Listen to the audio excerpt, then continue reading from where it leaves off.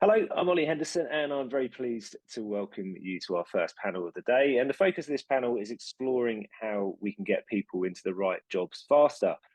Joining me to discuss this are three people who represent some of the employers embracing verifiable digital credentials and can speak to the problems they help solve and the opportunities they help create. I've got Alex Chudnovsky, Vice President of Product Strategy at SAP, Mike Andrus, Vice President of Shared Operations at HCA Healthcare, and Zach Daigle, President of Precheck, a Cisive company. So, Mike, let's start with you. You work for HCA. It's one of the largest healthcare organizations globally. Can you tell us why it's so important that institutions give people their data in a verifiable credential format? What are some of the benefits from an employment perspective? Thanks, Ollie. Yeah, I think the big driver for HCA is we're a large healthcare organization within the U.S. We have over 300,000 colleagues around the country, and we hire upwards of 100,000 colleagues a year. Our big challenge is how do we get caregivers to the bedside as quickly as possible? And our onboarding process is one of those opportunities to really streamline. So we view these pre-verified credentials as really a way to remove friction from that onboarding process and accelerate our ability to get those caregivers to the bedside quickly. And we'll hear from Zach and Alex in a moment, kind of how they relate to some of the similar challenges that HCA face. But I mean, what are the biggest points of friction right now? You know, what typically causes those delays which prevent people getting into the roles more quickly? Yeah, so verifying someone's work history, going back and verifying where all they've worked, right? They can put anything on their resume. Our goal is to really find out what was their experience and their reasons for leaving prior employment, as well as education verification. And so we see education as a huge opportunity there to streamline that onboarding process and getting educational institutions on board with pre-verified credentials, utilizing organizations like Velocity Network to take that long pole out of the tent, so to speak, in that onboarding process is a huge opportunity for us. Right, and Zach, as a background screener, your business verifies people's personal data. Tell us about the work you're currently doing with verifiable credentials and why you're excited about the opportunities they unlock. Yeah, so Precheck, which is a Cisive company, serves the U.S. healthcare market exclusively. And so we serve about 37 of the top 50 health systems in the U.S. today, including HCA. And we've had CHROs and people in Mike's role coming to us for years saying, look, we've got to find a way to bend the curve, to get on-time starts at a higher rate. And we see that static attributes like education verification records and past work experience are the long poles in the tent. When we look at all the data across the healthcare background screening space, it's very clear that that's where the delays are happening. And these organizations are understaffed many times, under-resourced to get the verifications out the door at the scale at which they have to today. And so verifiable credentials and providing a way for us to inspect those credentials in a seamless way for our healthcare customers is critically important to bending that curve. And we think that if educational institutions and primary sources will step forward and participate in this, companies like us that are participating with Velocity Network will be able to seamlessly provide that instant verification for our clients, which they so covet and really demand right now with the talent shortages they're facing in nursing, especially. We think that it's going to improve the ecosystem for everyone, including those people who are holding the records, getting the jobs faster, as Mike said, getting to the bedside sooner and helping patients receive the care that they need. So we really want educational institutions to step forward and participate. And Alex, SAP is a very well-known name for many of us. Perhaps you could explain how you envisage Velocity being integrated into major technology platforms such as HR information systems. Why is it important to be enabled for the exchange of verifiable digital credentials? Yeah, just also, hi, good to be here. But to Mike's comment earlier, we're a technology company with over 100,000 people. We're in 80 plus countries. We see over 1 million resumes or applicants every year.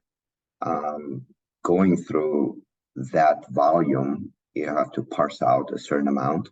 And when you get to a certain stage where you do have to spend time with the applicants to understand how much of technology they understand, there's no licensing for tech workers that we can maybe look at, rely like in healthcare.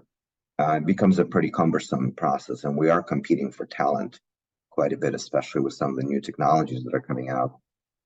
We do see verifiable credentials just changing the experience, both for the applicant and the hiring manager. Wouldn't it be great being on a call or meeting the person for the first time and having check mark, check mark, check mark to see, yes, you've done this, you've worked there.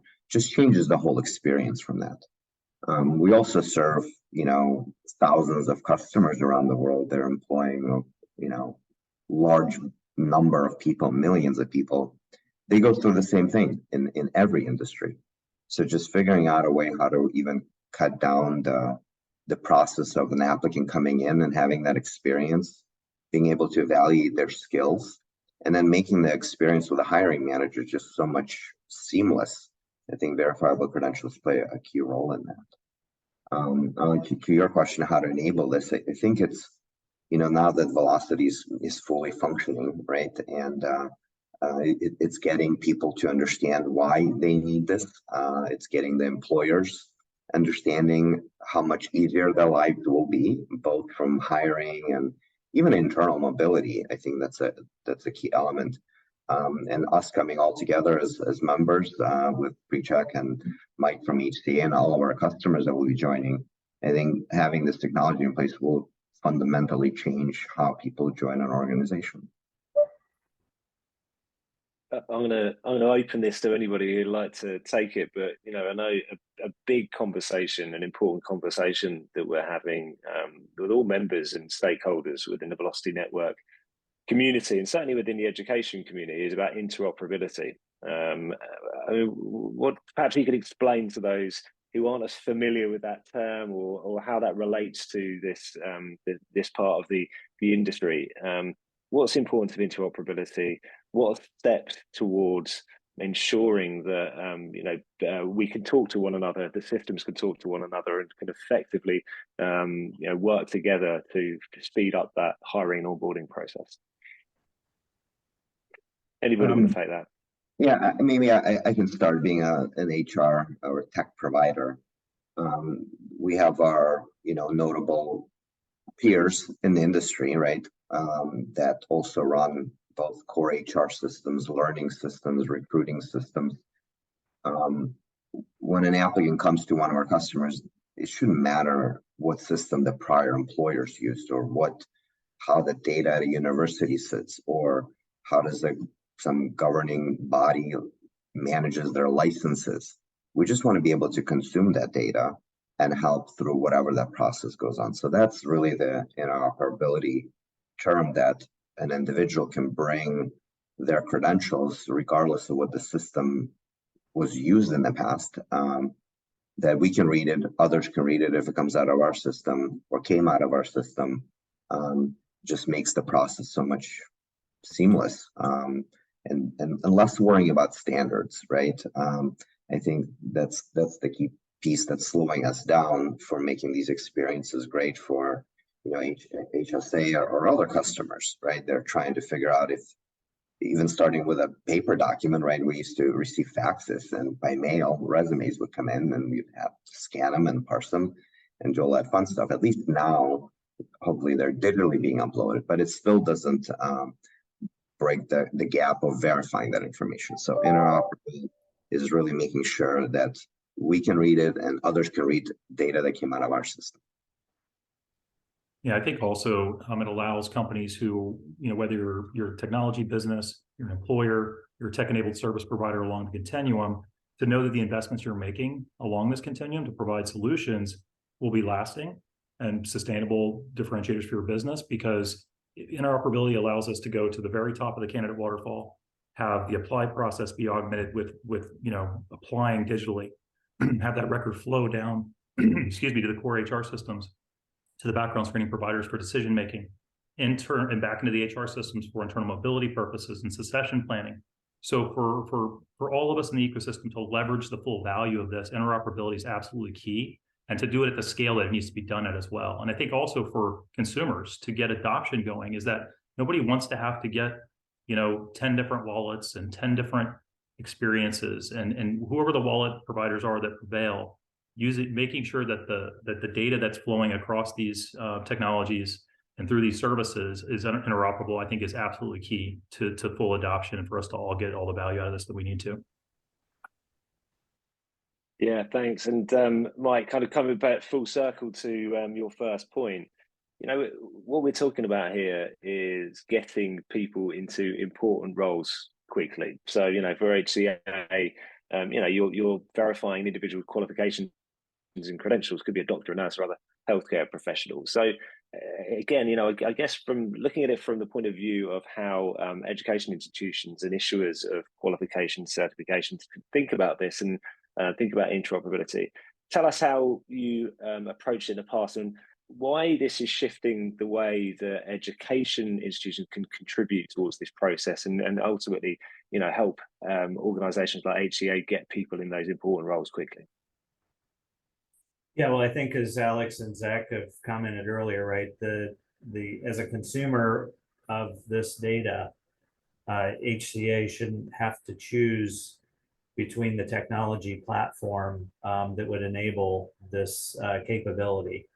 And so when we think about the primary sources that are issuing these credentials, whether it's an education institution, a licensing organization, certifications that are acquired by our colleagues throughout the course of their career, this interoperability takes that friction, allowing these individuals to kind of own their own credentials, right? Own their work history, own their license or certification, and then choose to share that with either current or prospective employers.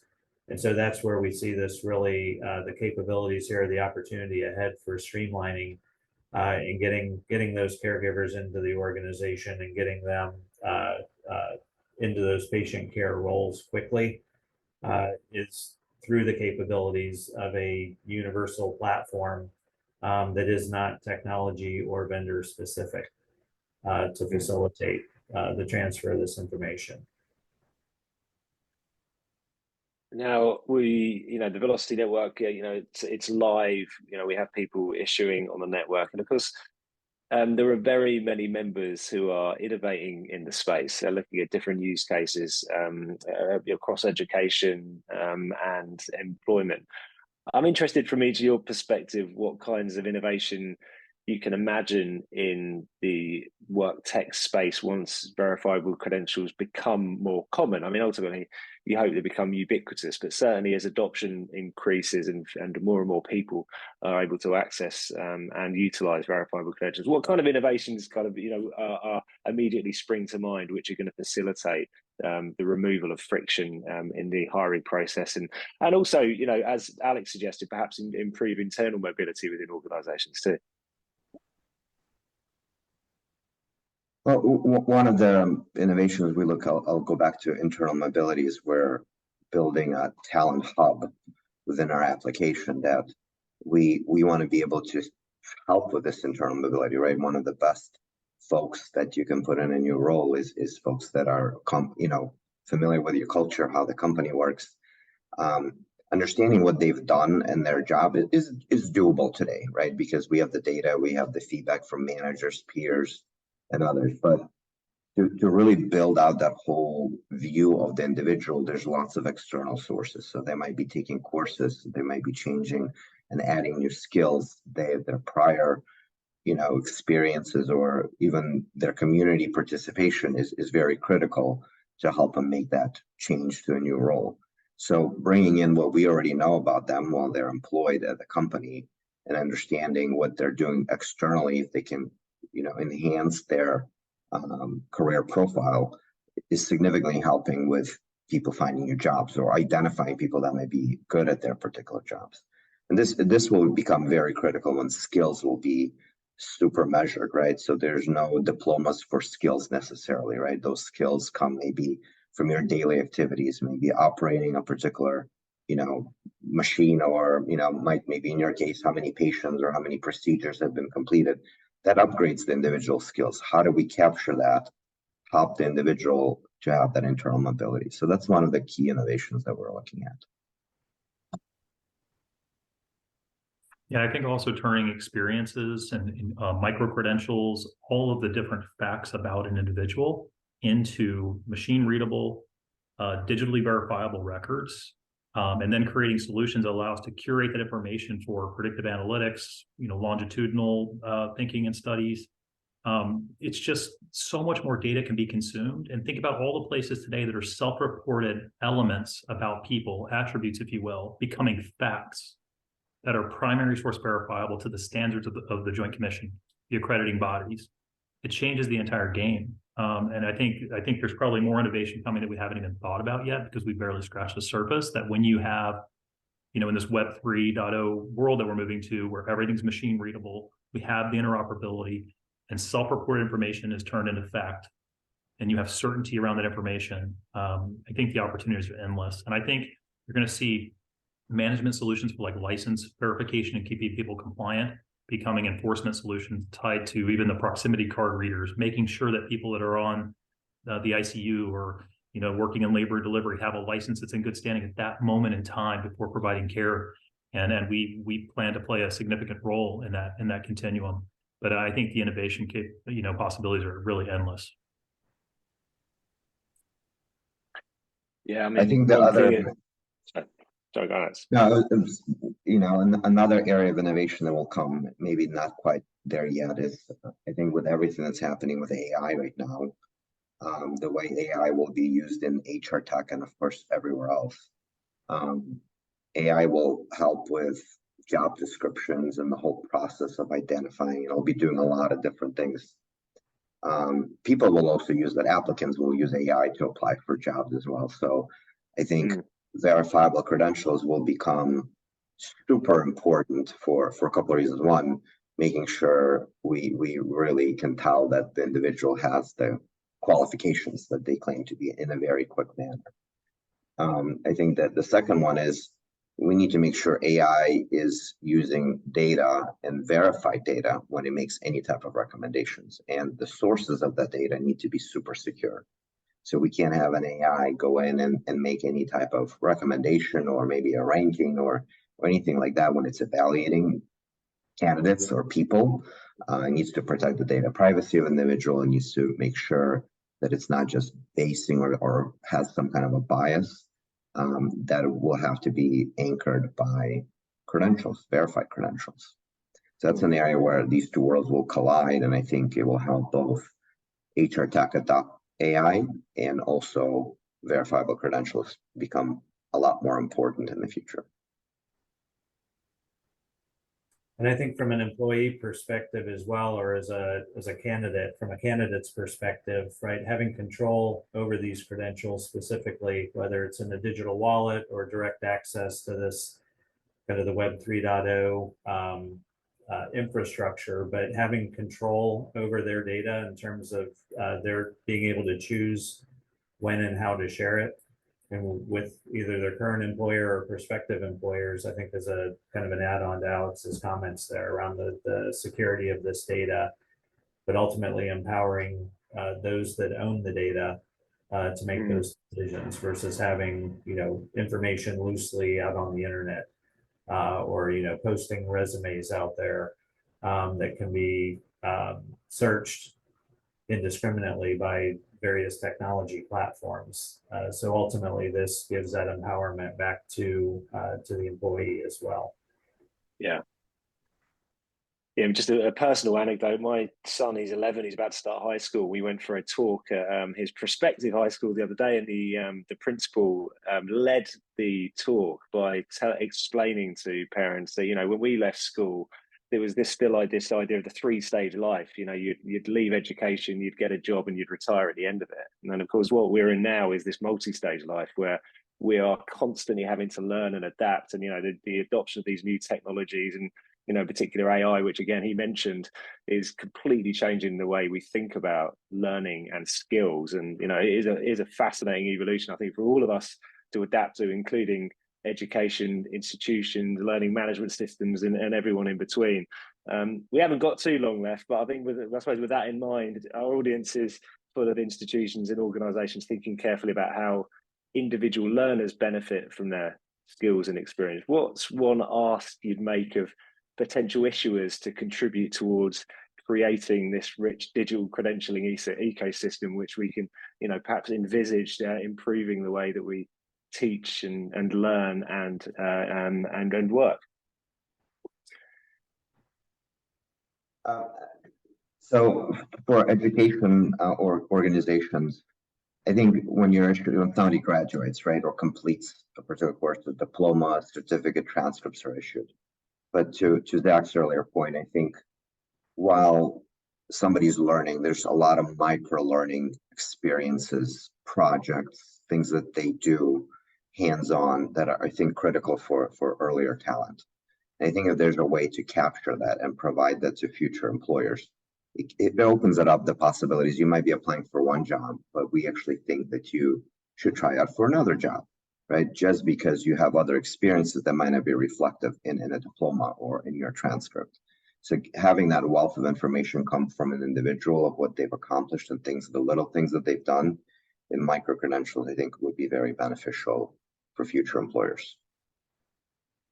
Yeah, I would double down on that every experience that those students are getting along that curriculum, whether it's didactic or traditional training, is those micro-credentials are so valuable and important for them. And if you can enable them to utilize what they're gaining along that journey and not just at the very end of it as an exclamation point when they graduate, they can benefit in internships, seeking other jobs, becoming more well-rounded for a really diverse labor market they're going to be going into.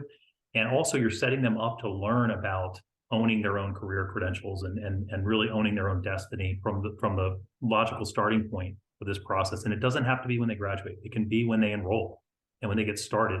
And I think introducing them to digital career wallets is a big benefit for them. And it's going to help them to have the access to the right opportunities at the right time. And so you'll be setting them up for success. And just a quick, you mentioned high school. I have a freshman. And he's joining clubs, business clubs, science clubs. I think that's already a start to your career to some extent. We don't know what he will go to in what college, but high school is already laying down that foundation, that secondary education, the beginning of what they'll do. And having those credentials already, I think that's a start for, like you said, internships or any other opportunities, summer jobs, right? That will be super helpful. So maybe education organization can start even earlier in the high school days. Yeah, and I would just say, operating in a highly regulated industry as well, I think education institutions taking this initiative and getting out in front and helping to pave the way versus waiting for regulation to catch up to education and demand this from education institutions. I think we're in a really good opportunity here, timing-wise, for educational institutions to really take the lead on this versus waiting for the industry to come to them and demand a migration to new technology platforms. Brilliant. Well, Alex, Mike, Zach, thanks so much for your contribution today. I really appreciate it. I'm going to hand over to Eitan now, who's actually going to be able to demo what it means to be able to collect and share verifiable credentials in a digital wallet. So thanks very much for your contribution.